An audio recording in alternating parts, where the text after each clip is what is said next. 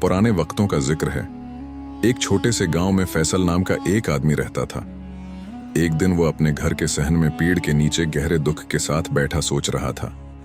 कुछ देर बाद उसकी बीवी सना वहां आई और बोली, फैसल, आखिर तुम कब तक यूं ही गम में डूबे बैठे रहोगे? कभी कोई फैसला भी करोगे? फैसल के दिल में दर्द और गुस्सा दोनों जमा थे। वो बोला, दुनिया ने मेरे साथ हमेशा बेवफाई की है, किसी ने मेरा साथ नहीं दिया। अब मैं खुद सबको दिखाऊंगा कि असल चालाकी क्या होती है। लोग आम ठगों से तो वाकिफ हैं, मगर ठगों के सरदार से नहीं।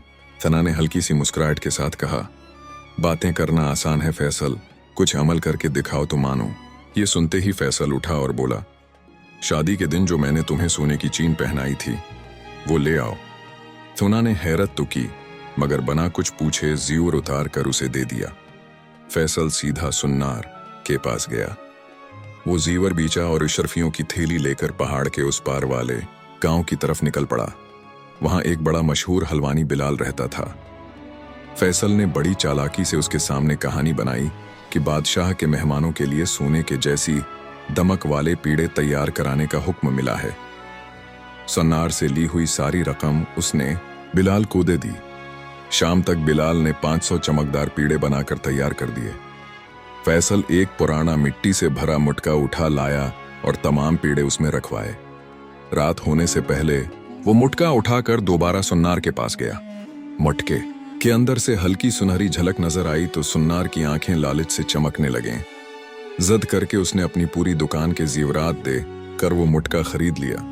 फैसल ज़ीवर लेकर घर आया तो सना घबरा गई। वो बोली, ये क्या कर दिया तुमने? वो सुन्नार तो साहूकार का मकरूज है, कल तुम्हारी चाल खुल जाएगी। फैसल ने इत्मीनान से कहा, सुना, ये तो सिर्फ शुरुआत है, असल वार अभी बाकी है। रात के अंधेरे में दोनों गांव छोड़कर निकल गए।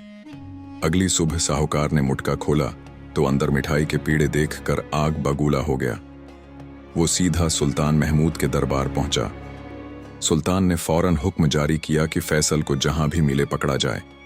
इधर फैसल और सना जंगल में एक बुजुर्ग हकीम के पास जा ठहरे। वहां फैसल ने कुछ दिनों में हकीम से कई नुस्खे और टोटके सीख लिए। इसे एक खास जड़ी बूटी का पता चला जो आंख में लगते ही आदमी को चंद लम्हों के लिए बेसुध कर देती है और होश आते ही उसे कुछ भी याद नहीं रहता। फैसल वो जड़ी बूटी चुपके से लेकर आगे बढ़ गया। एक बड़े तालाब के किनारे उसे एक अमीर ताजिर मिला जो सुल्तान के लिए कीमती हीरा ले जा रहा था। फैसल ने जादूगर का रूप धारा, ताजिर को मीठे लफ्जों से बहलाया और हैरा दिखवा लिया। फिर मौके देखकर उसकी आंखों में वह बूटी डाल दी और हीरा लेकर गायब हो गया। ताजिर सनभला तो इसे समझ न आई कि उसके साथ क्या हुआ। वो सीधा दरबार पहुंचा और शिकायत की। सुल्तान सख्त हैरान और परेशान था। वजीर ने बताया कि जंगल में एक दरवीश और उसका शागिर्द आए हैं जिनके अजीब करिश्मों की धूम है। अगले ही दिन सुल्तान अकेला उनके पास चला गया। वो दरवीश और शागिर्द दरअसल फैसल और थना थे। फैसल ने दरवीश बनकर सुल्तान को वही बोटी वाला पानी पिलाया और जब वो बेहोश हुआ तो उसका ताज उतार कर एक तरफ रख दिया। अगले दिन सुल्तान को होश आया तो उसे एहसास हुआ कि कोई बड़ी चोरी हुई है। वो गजबनाक होकर दरबार पहुंचा, मगर फैसल खुद वहां आ चुका था। सुल्तान ने चीख कर कहा, तुमने एक के बाद एक फ्रॉड किए हैं, तुम्हें सख्त सजा मिलेगी। फैसल ने मजबूत आवाज में जवाब दिया, अगर मेरा मकसद भागना होता तो मैं ताज और हीरा वापस न करता। मैं सच बताने आया हूं। फिर उसने सबके सामने हकीकत बता दी।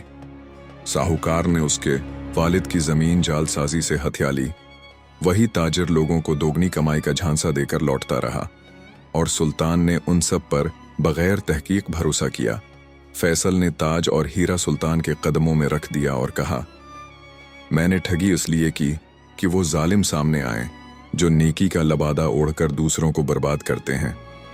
सुल्तान कुछ देर खामोश रहा, फिर बोला, तो तुम वाकई ठगों के सरदार हो, मगर तुम्हारी चालों में मजबूरों की चीख भी छुपी थी। तुम पर जुल्म हुआ था। फिर उसने हुक्म दिया, फैसल की जमीन वापस की जाए, साहूकार को कड़ी सजा दी जाए। फैसल और थुना को नया घर और मुकम्मल हिफाजत दी जाए। थुना की आंखों में आंसू आ गए और फैसल ने मुस्कुरा कर कहा, असल ठग वो नहीं जो लौट ले, असल ठग वो है जो जालिमों को उनकी हकीकत का आईना दिखा दे।